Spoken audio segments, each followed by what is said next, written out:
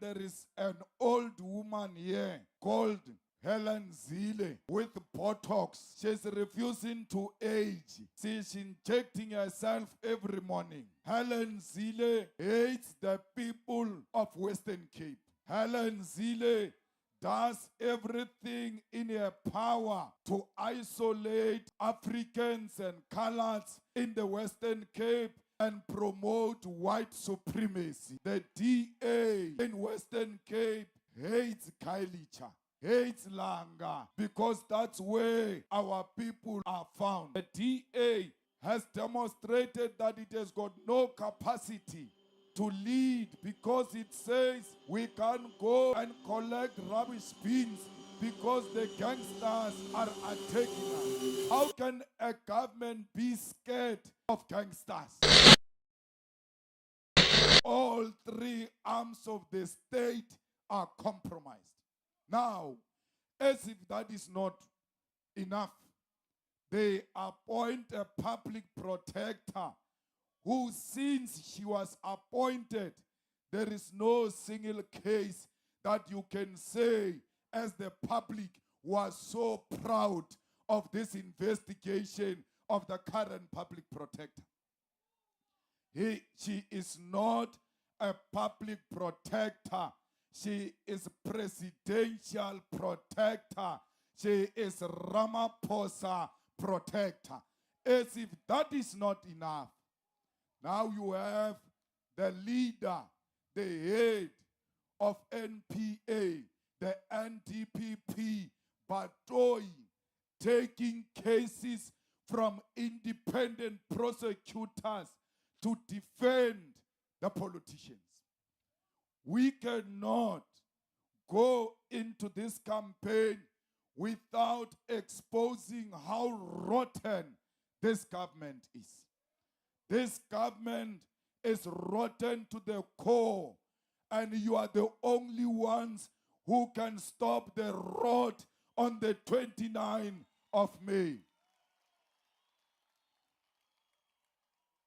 Not only Ramaphosa is messed up, then there is an old woman here called Helen ZIlle with Botox.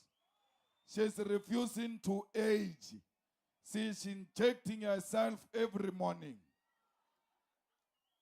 Helen ZIlle hates the people of Western Cape. Helen ZIlle does everything in her power to isolate Africans and coloreds in the Western Cape and promote white supremacy. The DA here in Western Cape hates Kailicha, hates Langa, hates Kukuletu, because that's where our people are found. The DA gives business to gangsters and the underworld. Today, in this province, gangsterism is the order of the day. Today, the criminals are going house to house, collecting money, calling it protection fee. And J.P. Smith doesn't speak about the crime that is happening in the township. When they speak about crime, they speak about the suburbs, and they don't care about our people.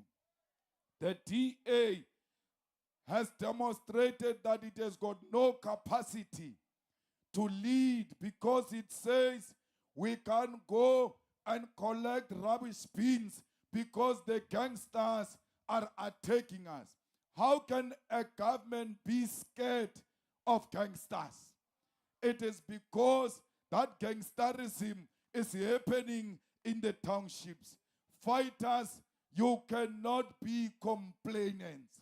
You have to go and reclaim the streets of Guguletu and reclaim the streets of Western Cape from criminals and protect our innocent women and children.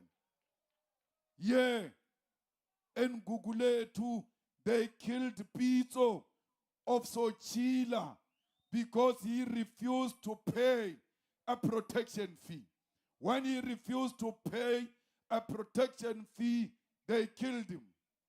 Where is Musoli today? The old man who ran a successful butcher that was attracting tourists here in Kukuletu.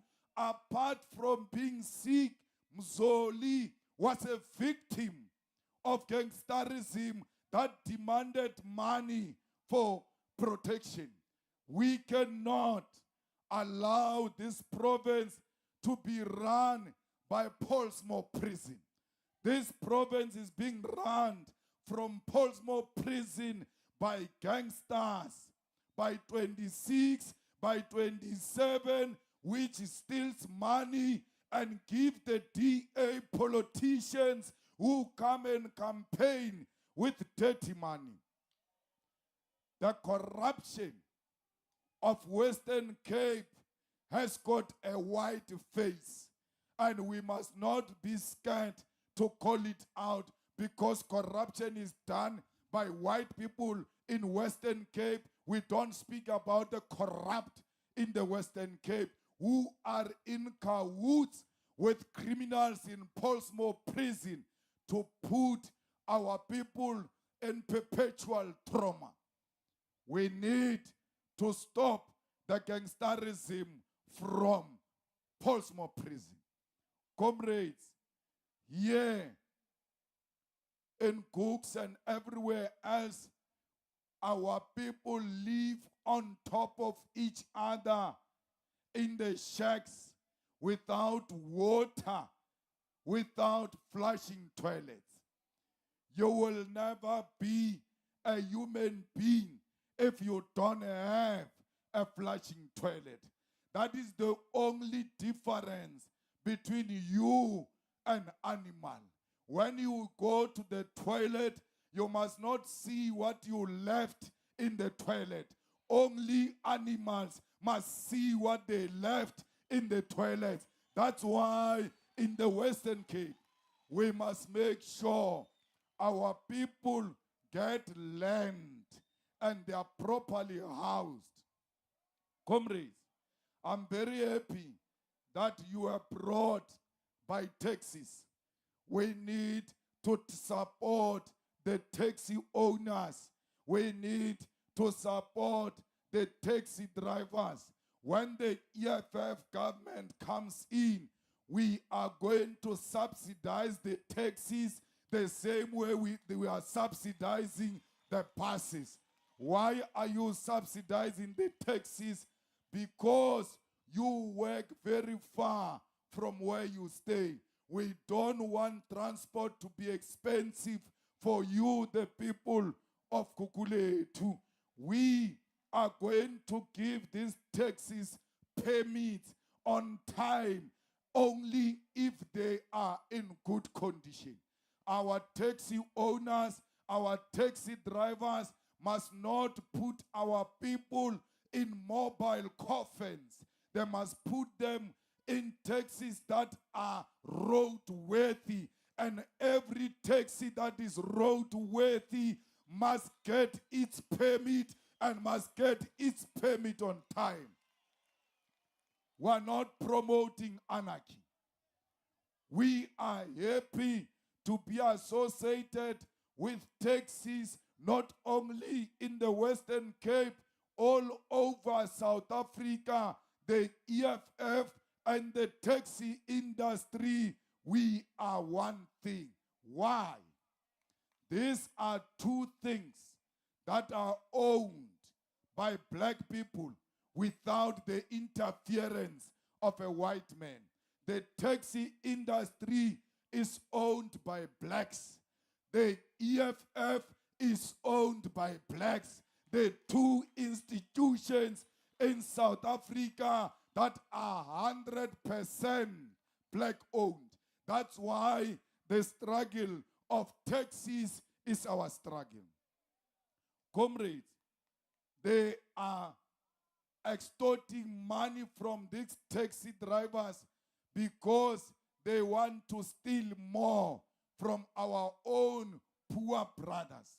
We are here to say to the taxi industry, we shall march together on any day to raise the plight of our people. Comrades, we want you to have land. And when we say we want you to have land, we don't mean land in Gugulet. We mean land in Camps Bay. We mean land in all the proper areas, including Stellenbosch. Not only land to stay, the land to farm. There is no white farmer that is going to be removed from the land. We're just going to say to the white farmer, the land is too big for one man. We are going to share this land and we are going to work it together. Those of you who are here to record on behalf of Johan Rupert, please tell him when we take over, that is the first land we are going to take in Stellenbosch from Johan Rupert. Johan Rupert is not our father. He cannot feed us.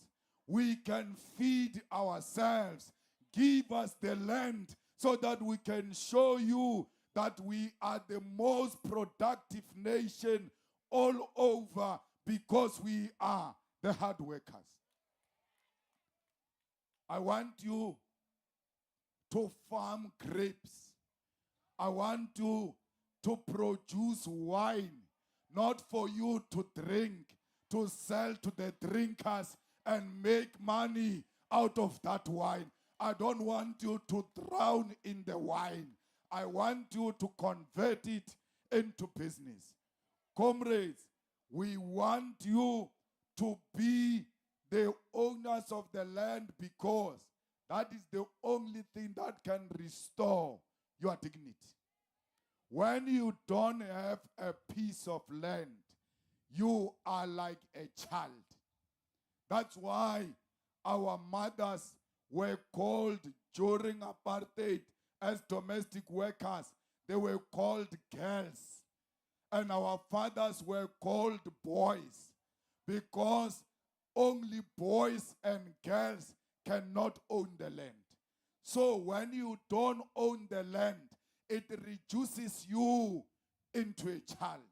That's why no one can respect you. In your own family, when you stay in a back room and your sister stays in a squatter camp in a shack, when there is a funeral and they call a family meeting and you are sitting there, your sister just arrives and there is no chair, the first target is you. Stand up, let her sit down. She's from far. Then, but when can the date of the funeral be? You are the first one to talk. You, the one who stays in a back room. You say, no, the funeral can be on Saturday. But wait, let people talk first. Your own mother says that too. Wait, let people talk first. Wait. Because you don't have the land. And therefore, people don't respect the people who do not own property. So the demand for the land is a restoration of your dignity. There you have it, guys. Julius Malema is usually full of these revolutionary speeches. Sometimes you wonder where he gets them from. But whatever the case is, we really hope that his wisdom transcends, and really contributes to the development of Africa and in helping solving Africa's really myriad of challenges. But what do you guys think about his speech? Share your thoughts in the comments. Thank you for watching, guys. I really hope you enjoyed this video. Please share and like and subscribe because that's the way you support Kwazemi as a channel, an Afrocentric channel, where we try to understand deeper issues in African history and hopefully develop a collective intelligence on how we wish to build the Africa we want to see as people of Africa. See you in the next one.